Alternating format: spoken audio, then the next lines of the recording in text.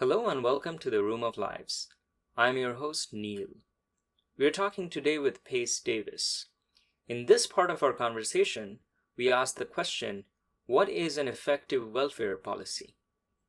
Pace points out how certain welfare policies may actually be ineffective towards their goal, and that instead the government can prioritize investing more in the mental health of the homeless and poor and incentivize them to help themselves.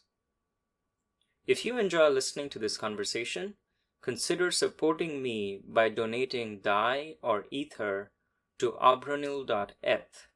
That's abranil.eth.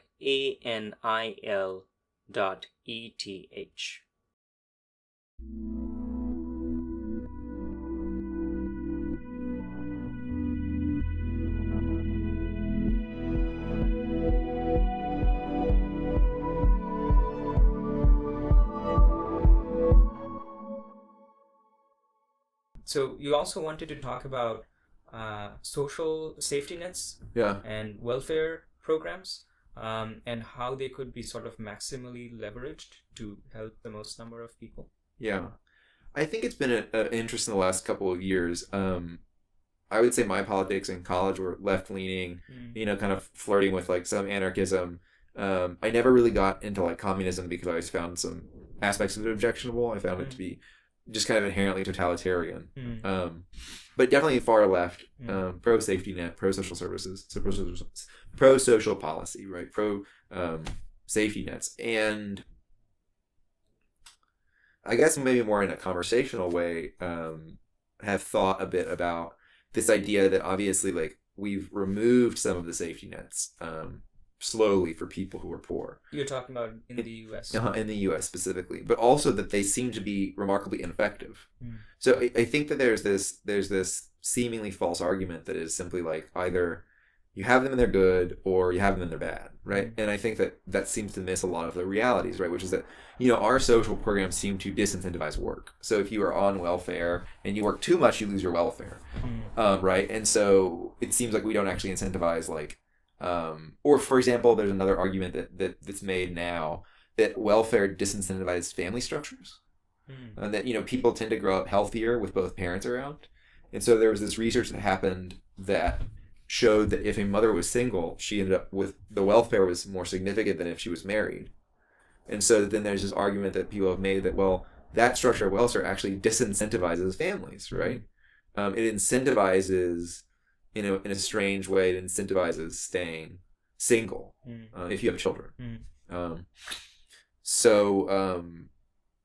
just something I've thought about because I think as I've gotten a little bit older and encountered, I think maybe it comes from my working experience. I think when I was in college, I was around a lot of people who intellectually they were intelligent, they were learning. I thought that people generally had a work ethic that was significant, and then I kind of had this idea that everyone really had a work ethic, but that some people were just born without the means to succeed.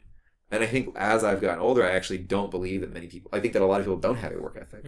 I think a lot of people don't have a second gear, and I don't think it's always IQ based. I actually think that there are a lot of people with higher IQs who really can't really focus and complete tasks in a fast manner. That's just not how their brain works. Yeah, right? I mean, it's something that's independent from how intelligent you are. Yeah.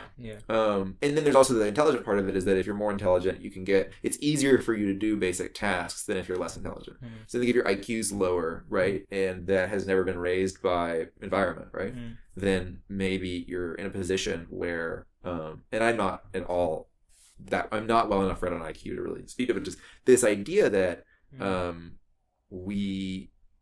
that people who have lower IQs, it's more difficult for them to kind of like fake it through a job than say someone with 125 IQ who doesn't have a great work ethic can kind of pull it together for short periods and like keep a job, right? And so I think I've just given, it's been one of those things I thought of this past few years, this idea of like, what is an effective welfare policy? Like what, and not necessarily, I don't think my opinion isn't one of like, everyone needs to be as productive for capitalism as possible. Like what's a fair policy that keeps people from starving who don't actually want to work? Because I think I don't think that it's the Republican vision of everyone on welfare is a bum. But I think there truly are a lot of people that have no interest in doing very much with their lives. That's just not what their interest is. They aren't particularly concerned with being productive.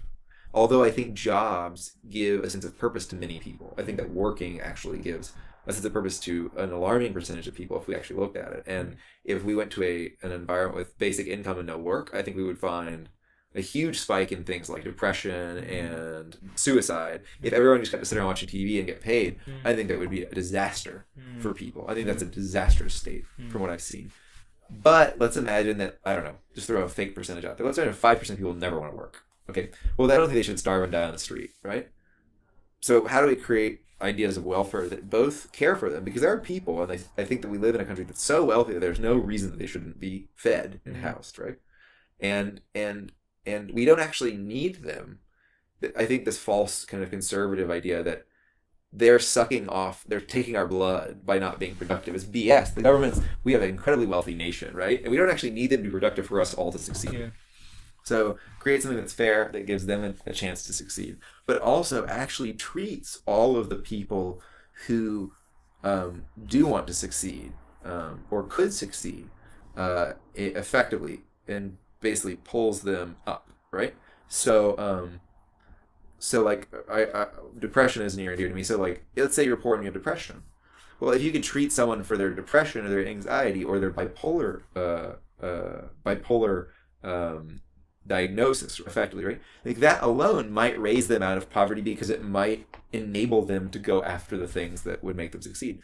So how do you create social systems that basically offer a myriad of options that lift everyone that can be lifted out of dire poverty, right? That gives therapy to everyone who's been neglected or abused, that offers work programs and psychiatry to everyone, and then keeps those people that, like, say people now that are homeless on the street who don't want to be part of any program, who don't want to be regularly on medicine, right? Who are alcoholics and have kind of made peace with that, and that's how they're going to spend their life. But how do you make sure that they don't die from exposure to the elements? How do you make sure that they, have a place to shower if they want to? And if they ever come around to wanting treatment, how do you make sure that that's available for them? I guess that's one of my thoughts. Like, it seems like so something more active than just giving up money to the bottom rung of society. And truly an investment on behalf of the government. Like, I mean, truly, you're going to be spending money, right? But it may not be direct aid money. It may be like incentivizing pursuing a PhD in psychology and requiring 5 years of service paid at a lower rate than you might get paid if you or whatever, right? It may be creating some kind of forgiveness program that incentivizes people to go into these communities and then creating government programs that actually go to people's homes, knock on their door and seek them out and bring them into therapy, or children that are in foster care, right? Bring them into whatever they need to try to make their chance at life the most successful, right? They go into like dangerous parts of the country and offer programs that truly try to get people out of this cycle, right? And one of the things obviously that poverty can cause is passivity. So you actually have to, I think, go and like find these people and then bring them in to help them, right? Not by force, obviously, because that gets really and that can get really gray, like if you force people to go to therapy, right? But I think that like it's odd. It seems like we're at this point of like greatest divide in our nation, right? Regarding like this fight between conservatives and liberals. But it seems like we're also at this point where with the right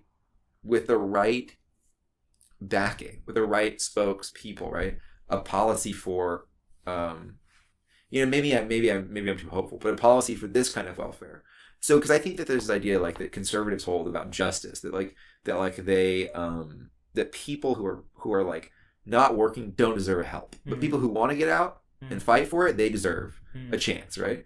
And I think that the problem is that in their actual policies, it plays out like more just like you just take all the options to get out away, unless you're truly exceptional, right?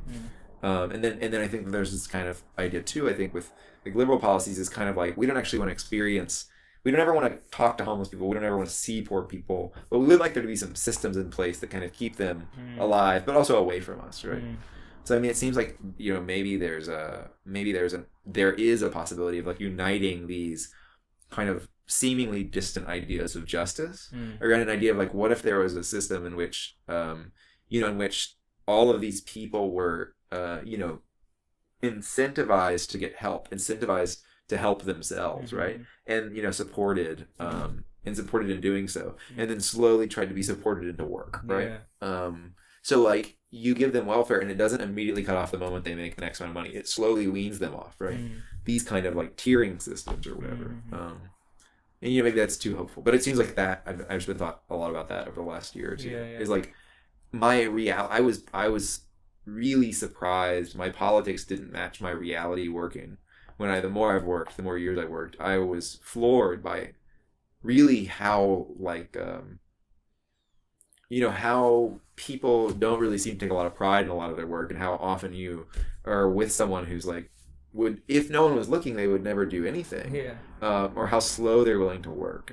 How little interest they seem to have in doing a good job. Anything, right? And I think in college I had this idea that everyone was really just this secret genius, like waiting to be tapped.